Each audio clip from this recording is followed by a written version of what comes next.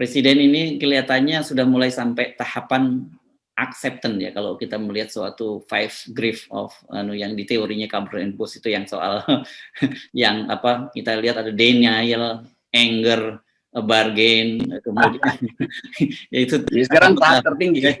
Saya lihat sekarang beliau sudah sadar nih, ekonomi turun nggak apa-apa begitu.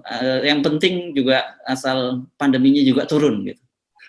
Jadi tahapannya udah acceptance ini, Bung. Ini udah luar biasa nih, Bung Rocky. Iya, dia accept sesuatu yang sebetulnya sudah diterangkan oleh para ahli ekonomi epidemiologis kira-kira 7 bulan lalu.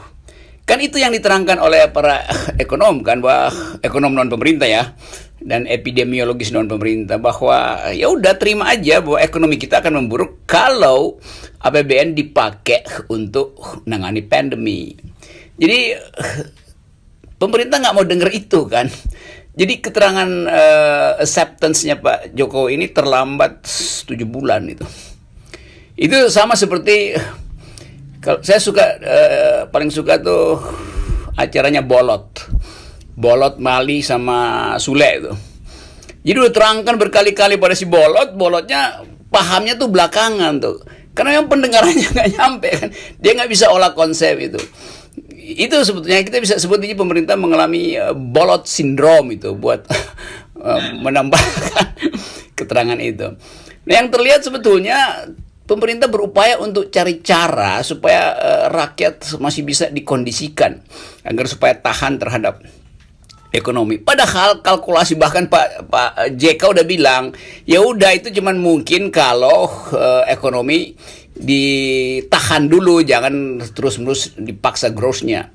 Nah, Pak Jokowi tidak mendengar itu, padahal Pak JK mengucapkan itu 7 bulan lalu tuh. Kan Pak JK bukan Sule, bukan Mali yang berupaya untuk mengajarkan Bolot kan. Ini kan kalkulasi yang betul-betul dunia juga pakai teori itu. Di seluruh dunia orang pandemic first itu. Jadi ini yang terjadi, dan pemerintah justru cari-cari cara PSBB lah, terus apa istilah belakangan tadi PPKM. PPKM itu peraturan pemerintah kurang mikir itu PPKM. Jadi keadaan ini yang membuat orang akhirnya udah di ujung frustrasi, baru presiden bilang ya nggak apa-apa. Ya memang nggak apa-apa, dari dulu juga udah dibilang nggak apa-apa, Bolot kan kira-kira begitu kalau kita bercanda kan. Jadi udahlah, itu udah terjadi. Saya make satir aja dalam upaya untuk menggembirakan kita lah. Tapi boleh juga kalau akhirnya presiden tiba pada tahap acceptance, dia tahu bahwa ada krisis ekonomi segala macam. Namun ada konsekuensinya, yaitu seluruh undang-undang peraturan pemerintah, Omnibus Law, Undang-Undang Nomor 2 tentang COVID juga harus dibatalkan, karena undang-undang itu semuanya didasarkan pada asumsi bahwa ekonomi first. Sekarang presiden bilang pandemic first itu. Jadi batal demi logika sebetulnya semua undang-undang itu. Dan menteri-menteri yang dulu membisikkan presiden dari kuping kiri bahwa ekonomi lebih dahulu tuh. Nah sekarang ada pembisik dari kuping kanan bahwa jangan Pak Presiden, kesehatan lebih dahulu. Mungkin presiden baru dapat bisikan dari menteri kesehatan yang baru yang betul-betul mampu untuk melawan seluruh kedunguan kebijakan penanganan pandemi ini. Jadi kita mesti analisis kenapa presiden berubah pikiran itu. Apakah kan ada Bolot sindrom yang udah bisa diatasi, atau betul-betul ada fakta baru, yaitu bahwa udah nyerah sebetulnya, cuman masih pakai bahasa yang agak agak tersamar. Ya nggak apa-apa juga kalau ekonomi memburuk asal pandemi membaik itu kan. Ini nggak jelas itu dari mana ya ilmunya tuh. Oke. Dan kalau kita lihat kemudian juga beliau masih mencoba membela diri, katanya di seluruh dunia juga tidak ada satu formula yang satulah begitu, katakanlah apakah itu lockdown atau apa, karena banyak negara-negara lain juga memang terkesan trial and error itu kan. Itu saya kira pembelaan presiden. Jadi belum sepenuhnya acceptance ini. Inilah, ini artinya ini kemarin kita bicara soal evolusi gitu. Sekarang kita bicara soal involusi itu. Involusi itu adalah kebalikan dari evolusi. Jadi saya kasih contoh juga supaya nggak kena delik lagi ya. Kalau misalnya tangan saya nggak pernah saya pakai buat bergelantungan di akar pohon, lama-lama tangan saya itu sering menyusut karena memang nggak difungsikan. Itu namanya mengalami involusi. Jadi otot kita juga otak kita bisa mengalami involusi kalau nggak pernah dipakai. Itu hukum biasa di dalam biologi itu. Nah, ini juga berlaku pada kebijakan pemerintah, mengalami involusi, memburuk karena tidak pernah dipakai. Apa yang nggak pernah dipakai? Bertanding pikiran dengan oposisi tuh, bertanding pikiran dengan epidemiologis yang di luar pemerintah tuh. Nah, kalau itu dilakukan, maka sebetulnya hari ini presiden nggak perlu acceptance lagi. Dari dulu seharusnya udah acceptance, sehingga nggak perlu cari perbandingan dengan luar negeri itu. Luar negeri juga dari dulu menerima fakta itu, tapi kemudian secara determinasi presiden-presidennya mengambil keputusan, nggak berubah-ubah. Sekarang presiden kita mesti cari juga keterangan di luar negeri supaya nggak dibully. Ngapain? Bilang aja bahwa Indonesia punya determinasi itu. Maka mulai sekarang kami balikkan logika penanganan pandemi ini, yaitu ekonomi akan kami tahan untuk tidak berkembang. Itu berarti bahwa dana-dana strategis untuk infrastruktur akan kami wakafkan bagi perut rakyat. Kan itu mesti yang keluar dari mulut presiden. Kami putar, kami reverse logika ekonomi, bukan cari pembenaran dengan perbandingan di luar negeri dan diketawain lagi. Inilah kalau salah melulu PPKM tuh, peraturan pemerintah kurang mikir. Nah, sejak beberapa waktu lalu kan sebenarnya kita udah menyarankan kepada pemerintah, ngomonglah jujurlah pada rakyat gitu, bahwa ini berat, nggak bisa dipikul sendiri oleh pemerintah, atau mungkin kalau lebih kami kalau dibiarkan sendirian juga tidak akan kuat, rakyat bantu kan. Sejak awal seperti itu kan, tapi sampai sekarang kalau yang kita tangkap tuh aneh-aneh aja gitu. Misalnya bisa wakaf uang, kemudian belanja jor-joran, yang terakhir ini soal membentuk masyarakat ekonomi syariah gitu. Dan orang kemudian mempersoalkan, loh kenapa kok namanya ekonomi syariah tapi pengurusnya ada dari kalangan konglomerat gitu yang notabene non muslim. Ini kan jadi hal yang begini jadi makin buat rakyat bingung gitu. Orang itu kalau dia nggak terlatih menghadapi badai itu, apa namanya, kabut kecil, ada hujan rintik-rintik karena kondensasi di pucuk-pucuk pohon, dianggap itu adalah biang badai, lalu dia cari bersembunyi.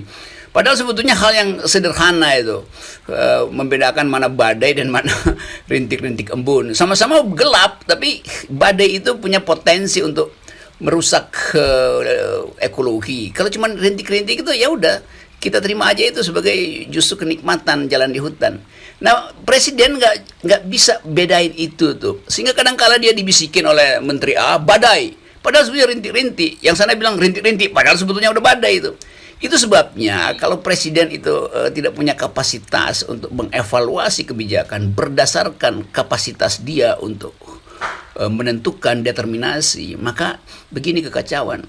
Nah, karena itu betul Ibu Mega selalu bilang itu cuman petugas partai, jadi determinasinya tidak dari dia tuh kan. Nah, seharusnya ini kritik saya terus pada presiden, karena saya ingin agar supaya ada perubahan cepat, supaya kita nggak tercecer di dalam pertandingan mewujudkan kembali pertumbuhan ekonomi, yaitu segera bikin reshuffle yang radikal. Menteri-menteri yang membisikkan badai di reshuffle, menteri-menteri yang membisikkan rintik-rintik juga di reshuffle, supaya presiden bisa ciptakan iklimnya sendiri. Presiden bisa tentuin ini badai apa rintik-rintik. Jadi selama presiden kuping kiri dan kuping kanannya itu menerima bisikan yang berbeda, dia bingung. Sehingga akhirnya begitu, berupaya balancing, ekonomi syariah tuh. Karena ada yang bisikin, ya potensi umat Islam adalah 2 triliun buat wakaf. Tapi nanti ada yang bisikin lagi tuh, nanti infrastruktur berhenti, maka presiden besok bilang lagi, tapi kami akan tetap mempertahankan infrastruktur. Jadi ngaco kan. Jadi itu sinyal palsu itu, false, menimbulkan juga false hope, harapan palsu juga. Nah, sekarang kita ada di dalam psikologi baru mengukur apakah rakyat percaya kalau presiden bilang kita memang gagal. Apakah rakyat masih percaya kalau presiden bilang nggak apa-apa ekonomi nggak bertumbuh. Jadi kita balik lagi pada basic psikologi public policy, bahwa sekali lalai di dalam mendengarkan masukan yang masuk akal, maka hukum bolot itu akan berlaku terus itu. Ya. Oke, jadi memang bahaya nih, false alarm, false hope munculnya begitu ya. Jadi peringatan yang palsu bisa munculnya peringatan bisa harapan yang palsu. False alarm. Ya. Tapi apakah kita tidak perlu, kan ini kan selama ini kritik kita terhadap beliau juga yang tidak realistis. Apakah tidak kita harus semacam dalam tanda petik merayakan begitu kembalinya akal sehat karena beliau sudah sampai tahapan untuk lebih realistis menerima situasi, Bung Rocky? Ya, saya kembalinya akal sehat itu artinya ada tindakan akal sehat juga terhadap kebijakan, terhadap kabinet terutama. Nah, kalau kabinetnya masih begitu-begitu juga, ya akal sehat presiden juga nggak ada basisnya tuh. Jadi itu kan agak ajaib, presiden mau berakal sehat, tapi kabinetnya berakal bulus. Kan kita bisa lihat bahwa akhir-akhir ini presiden justru ditinggalkan itu. Menteri-menteri udah sibuk aja buat cari pakem baru tuh. Bukti pertama buzzer udah nggak diperlukan tuh. Padahal buzzer itu digaji oleh menteri-menterinya kan. Kan itu dititipin semua ke menteri-menteri kan buzzer itu kan. Dengan berbagai macam cara supaya ada anggaran strategi Kementerian A yang biasanya 200-300 juta sebulan, sebagian dipakai buat buzzer ya. Kan itu yang terjadi kan. Nah sekarang menteri-menteri anggap gue duit entertain gue aja udah nggak cukup, ngapain gue piara buzzer-buzzer dungu itu kan.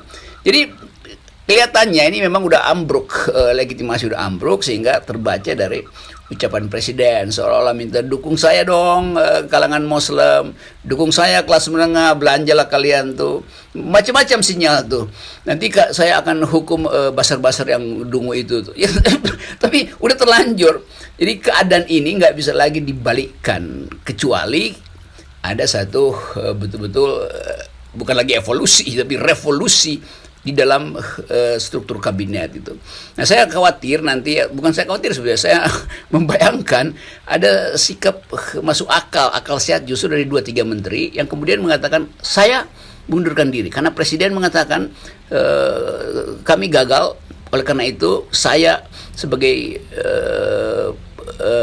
menteri teknis menganggap saya juga gagal, maka dia mundurkan diri. Dengan begitu ada pikiran baru di publik bahwa oke, kabinet sebetulnya telah membuktikan mereka mengalami involusi, artinya menyusut kemampuan dia di dalam memelihara public policy, dan itu disebabkan karena inkonsistensi saling tabrak dalam regulasi. Itu aja, gampang aja sebetulnya.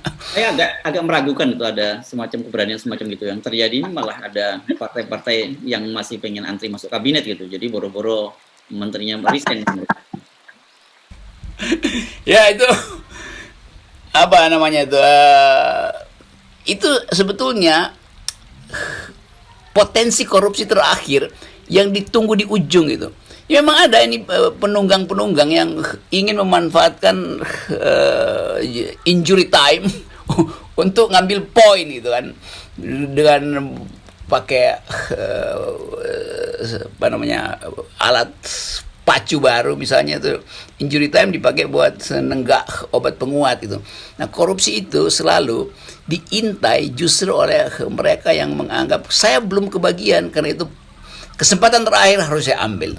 Itu juga melengkapi analisis kita tadi bahwa presiden memang sudah dalam kondisi lame duck, bebek yang udah lumpuh itu. Nah bebek yang udah lumpuh itu di sekitarnya itu ada serigala mengintai, ada binatang buas, ular mungkin udah lihat-lihat, ada lumpuh nih, gue terkam nih. Itu yang terjadi. Oke, jadi bagaimana sekali, kalau ini kan paling penting karena kita ngomong pada publik nih sekarang, kalau ngomong pada pemerintah mungkin agak susah. Bagaimana nih publiknya harusnya menyikapi pernyataan presiden terakhir yang kelihatannya sudah mulai tahap acceptance, tahap menerima situasi? Ya, publik bilang ya silakan presiden, you udah ada pada tahap acceptance. Kami publik justru ada pada tahap denial. Gitu. Nah, berat ini. Jadi kembali ke tahapan awal gitu ya. Ya. Oke, Bung Rocky, terima kasih.